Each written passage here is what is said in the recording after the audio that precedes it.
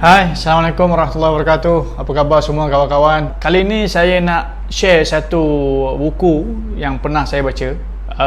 Kita sesi bedah buku lah, nak kata bedah buku pun mungkin tak sangat, mungkin lebih kepada perkongsian.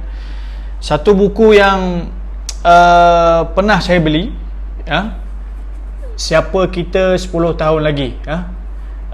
Buku ni menarik perhatian saya kerana tajuk dia pun begitu catchy lah. Yang mana buku ni saya beli pada tahun 2012 bulan 2 2012, dah 11 tahun yang lepas.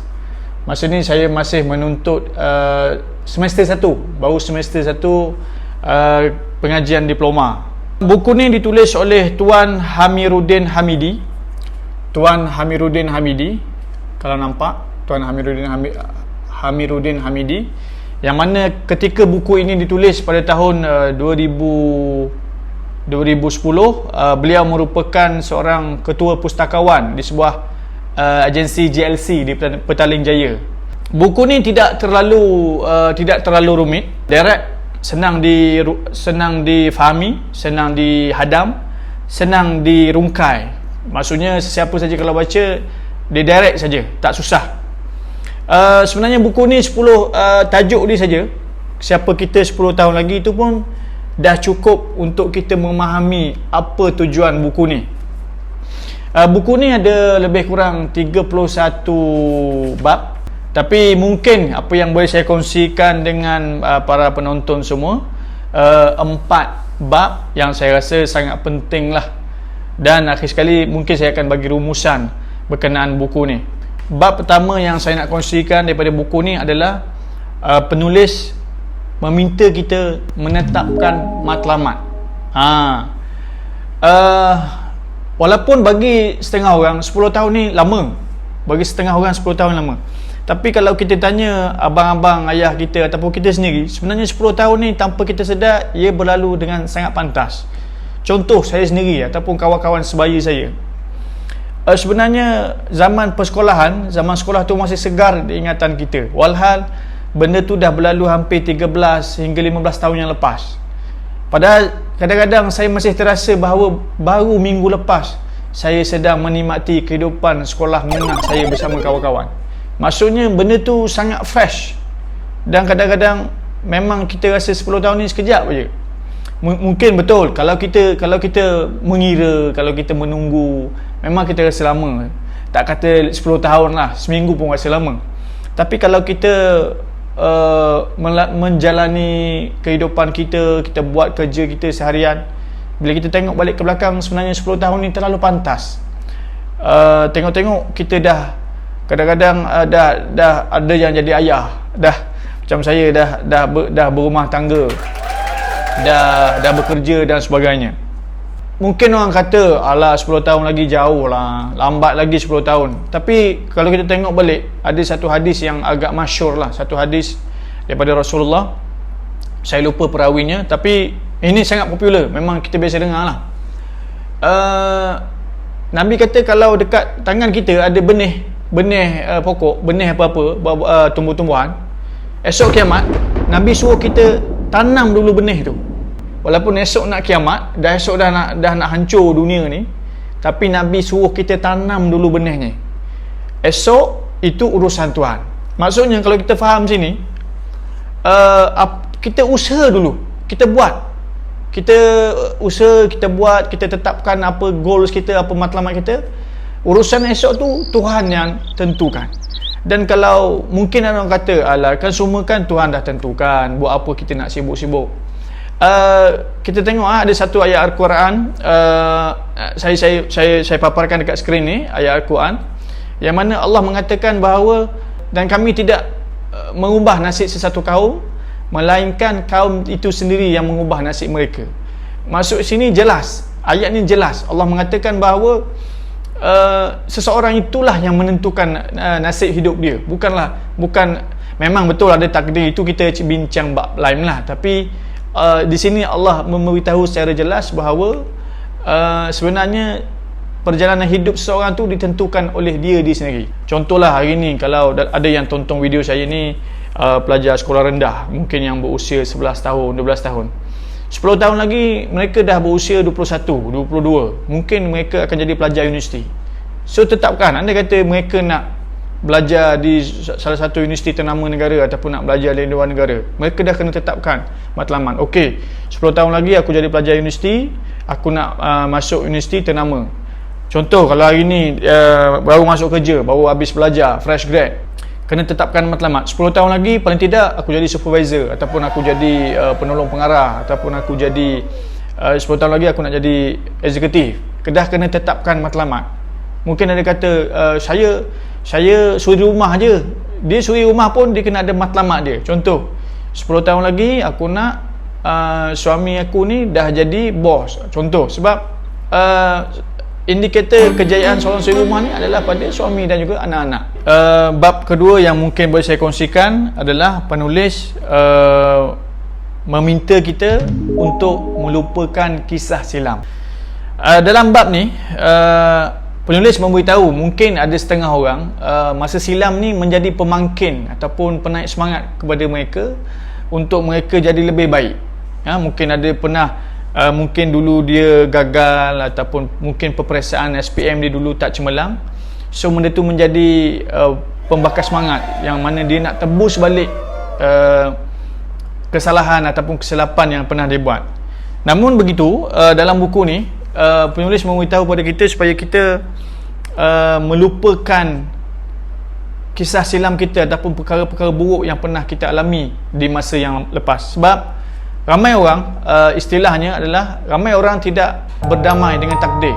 Mereka tidak boleh menerima, mereka masih tak boleh move on, mereka masih dihantui oleh apa yang berlaku di masa yang lepas. Itu kadang-kadang menyebabkan mereka sukar untuk melangkah ke satu fasa hidup yang lebih baik.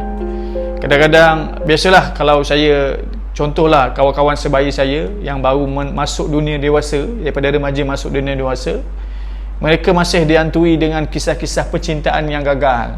Biasalah remaja kan, mungkin masa belajar dulu pernah bercinta tapi gagal, cinta tak kesampaian, putus di tengah jalan dan sebagainya.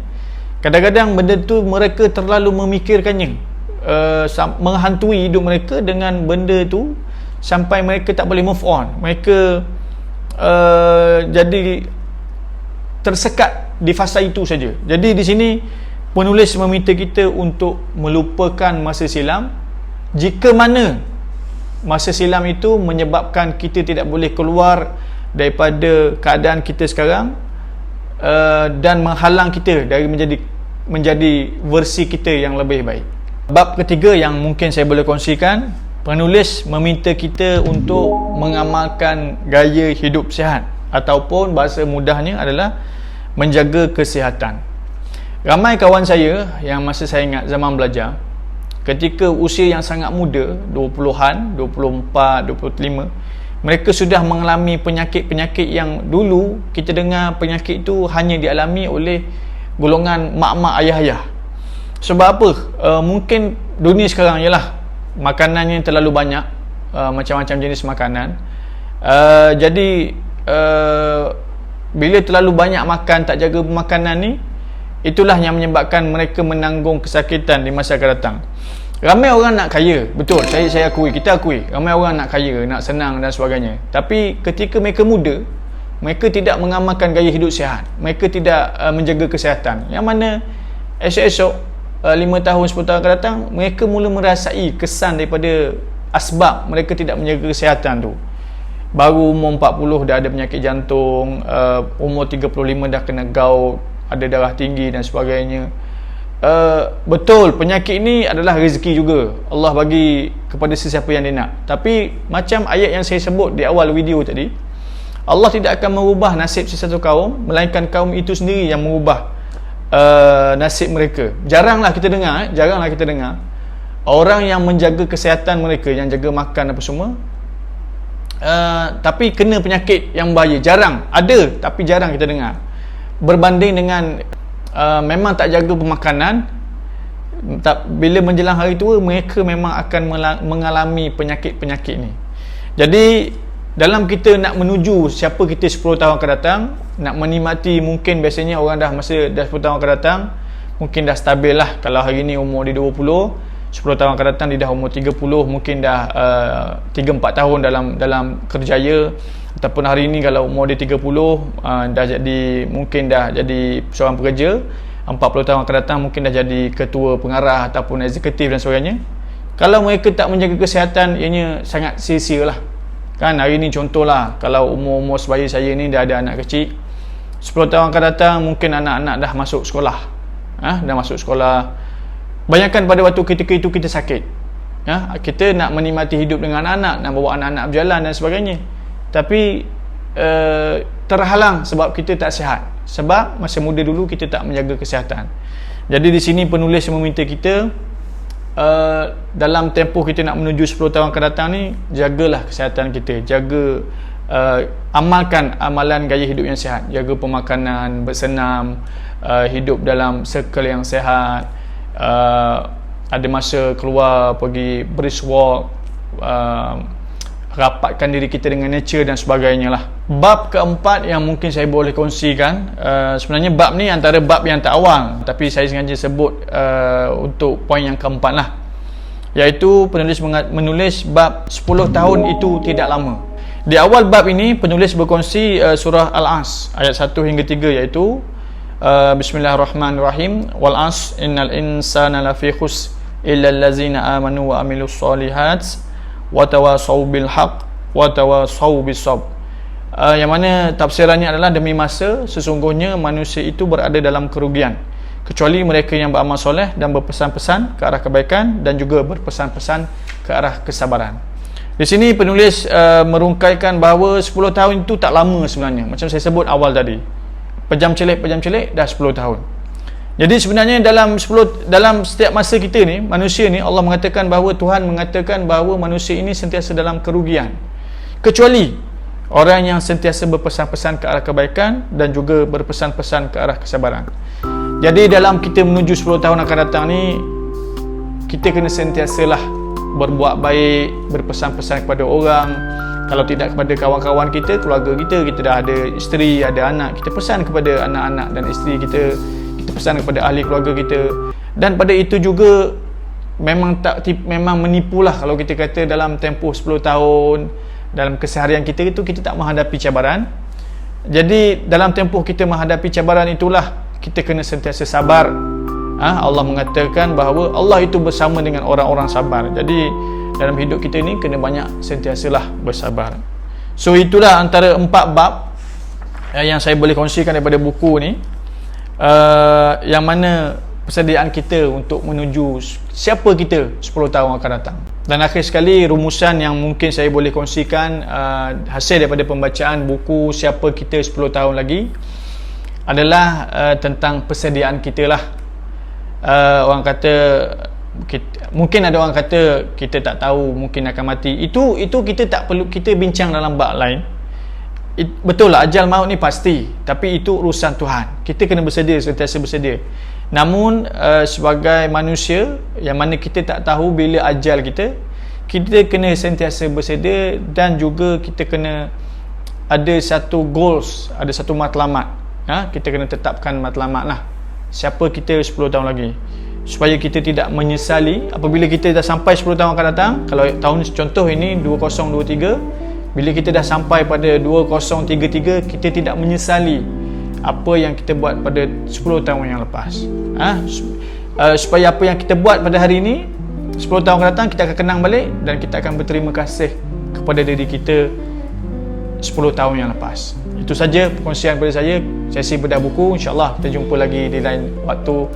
Assalamualaikum warahmatullahi wabarakatuh.